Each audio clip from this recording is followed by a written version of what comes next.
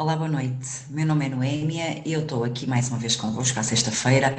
Trabalho na Decisões e Soluções de Guimarães Quintã e hoje o tema que eu trouxe, que acho que faz todo sentido, é o contrato de promessa de compra e venda.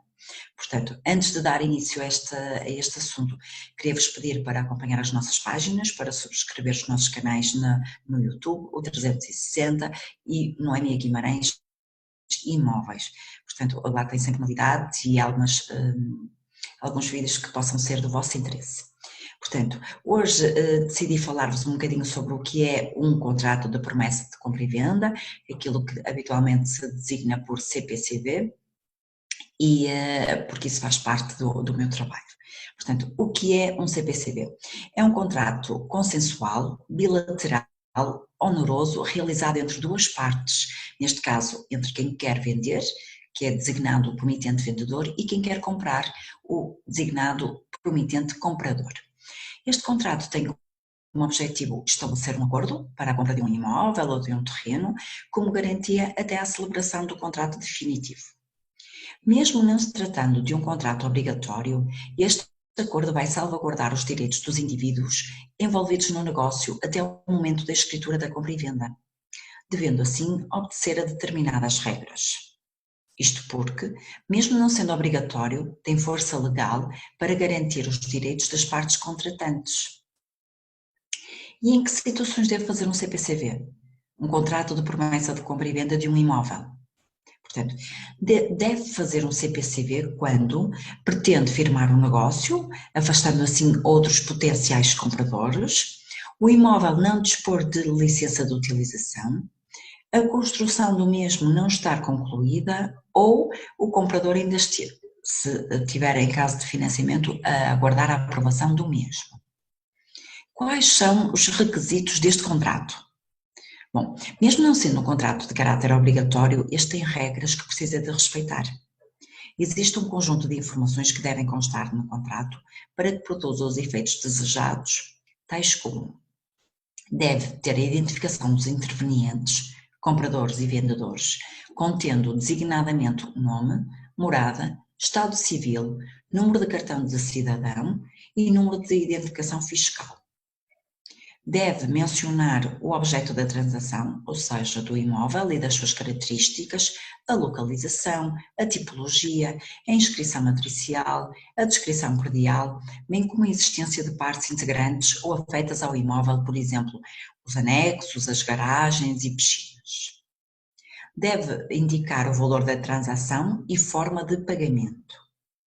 Deve também fazer menção à data de prazo para a realização da escritura, ou se tal não for possível determiná-la na altura, deve indicar o prazo máximo para a celebração da escritura de compra e venda. Normalmente são apontados entre 60 a 90 dias. Deve identificar sanções, no caso de escritura pública de compra e venda não ser realizada na data convencionada. Deve fazer menção ao montante do sinal dado pelo potencial comprador ao vendedor, deve ser colocada uma cláusula que assegure que o imóvel cumpra as habituais condições de habitabilidade, dispondo de eletricidade, instalação de água, esgotos e gás e funcionar nas suas normais condições. Deve também, se for caso, colocar uma cláusula de alienação livre de quaisquer ónus ou encargos, que protege desta forma o comprador ao afastá-lo da responsabilidade de responder a eventuais encargos sobre o imóvel, tais como hipotecas ou penhoras.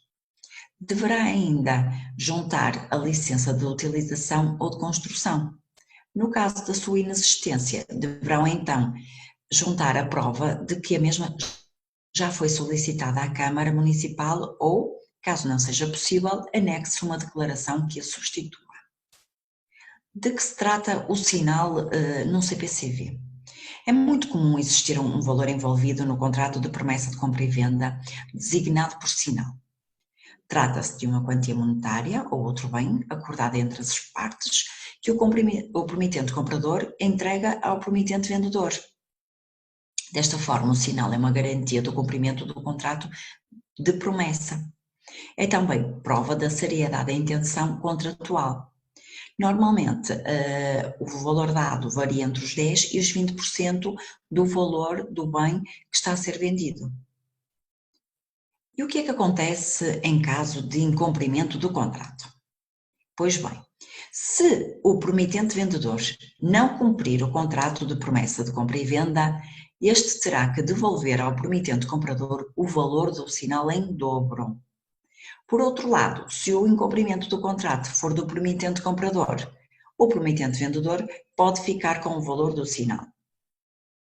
A parte que cumpriu pode também recorrer ao tribunal para pedir a execução específica do contrato, com a finalidade de conseguir uma sentença que permita o cumprimento coercivo do contrato de promessa de compra e venda. Isto para que ambas as partes também sejam salvaguardadas. O promitente vendedor pode pedir que o promitente comprador faça que registre o contrato. E se o cliente comprador vai precisar de crédito? É necessário assegurar que o banco aprova o seu crédito de habitação. Para evitar perder dinheiro neste tipo de contrato, deve antes de fazê-lo, assegurar que tem um perfil de cliente com potencial para a aprovação de um crédito de habitação. No entanto, caso ambas as partes estejam de acordo, é possível adicionar uma cláusula que anule o contrato caso seja negado o crédito por parte do banco ou mesmo se a avaliação do imóvel não for confortável para a obtenção de financiamento. Isto permite salvaguardar-se e reaver o dinheiro do sinal entregue ao promitente vendedor. Contando que as soluções em intermediária de crédito não só vai poupar tempo e muito dinheiro, como também vai tirar partido do elevado poder negocial que temos junto das entidades bancárias.